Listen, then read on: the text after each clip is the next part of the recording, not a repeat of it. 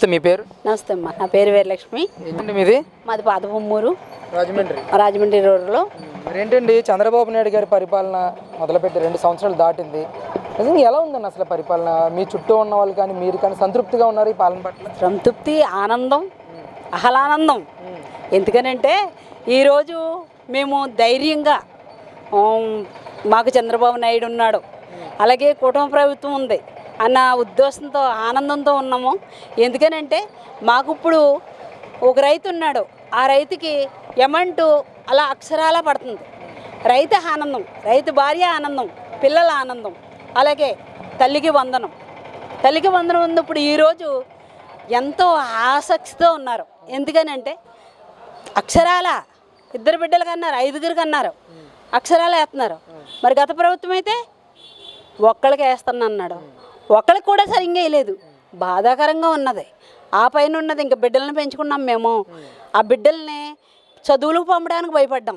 ఎందుకనంటే గంజాయి అలవాట్లు, తాగుళ్ళు, సిగరెట్లు, గ్రూప్ మీటింగ్లు చేస్తుంటే ప్రతి తల్లి గడగడలాడిపోయి బాధపడుతూ ఉండేవారు. 4 కుర్రోళ్ళు ఉంటే ఇంకొక పిల్లని పంపడానికే స్కూల్కి, గవర్నమెంట్ స్కూల్కి ఈ రోజున గుండెల మీద చెయ్యేసి పంపుతున్నారు. అది నిజంగా లోకేష్కి అన్సాప్, నిజంగా చెప్తున్నాను. ఈరోజు వచ్చిందండి గవర్నమెంట్ స్కూల్ మార్పా మళ్ళీ ఆనందంగా ఉన్నది మా పిల్లలకి, తల్లులకి కూడా మా గ్రామంలోనూ.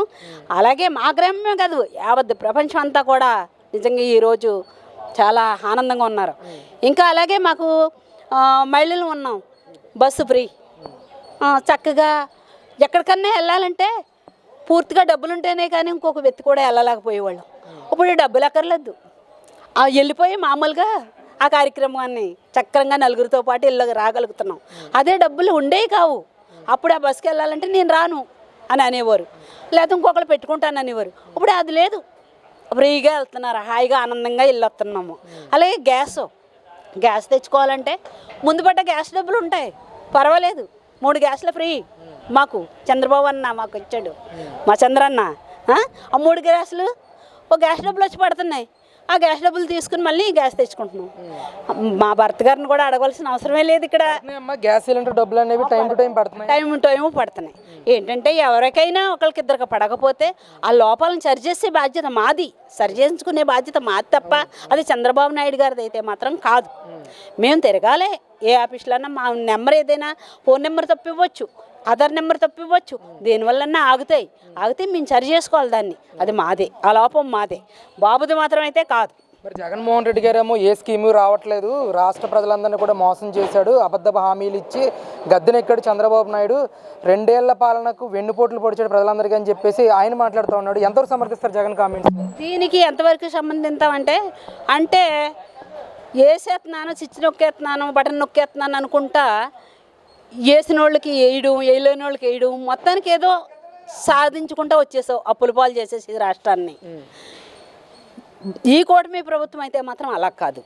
ఒక పక్కనే రాష్ట్రం బాగుండాలి, ఓ పక్కన రైతు బాగుండాలి, డెవలప్మెంటు, ఉద్యోగాలు రావాలి, యువత బాగోవాలి, యువత తల్లిదండ్రులు ఆరోగ్యంగా ఉండాలి, వాళ్ళ ఆలోచనలు బాగోవాలి, అన్ని ఇంత కట్టుగా ఆలోచనతో ఉన్నారు ఇప్పుడు నాయకులు, కూటమి ప్రభుత్వ నాయకులు. అయితే నువ్వు చేసేదేంటి? బటన్ నొక్కడం ఒకటే పని. మరి మా బాబు గారికి అయితే బటన్ నొక్కడం ఒకటే కాదు, పోలవరం ఉంది, రైతులు బాగోవాలి, రాష్ట్రానికి రావాలి, డబ్బు రావాలి, అదే మళ్ళీ మా ప్రజలు తినాలి అన్న ఒక కోరిక బాబు గారికి.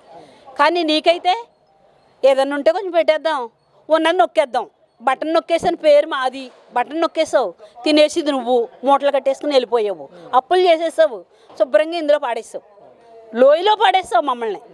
నిజంగా నీ పరిపాలనలో మేము పడ్డ కష్టాలు బయటికి వెళ్ళడానికేటి, మళ్ళీ నువ్వు ఎక్కడొచ్చేస్తావో మహానుభావ అని బెంగట్టికి చచ్చిపోయావురా చంద్రబాబు నాయుడు గారు రాకపోతే మా పరిస్థితి ఏంటి?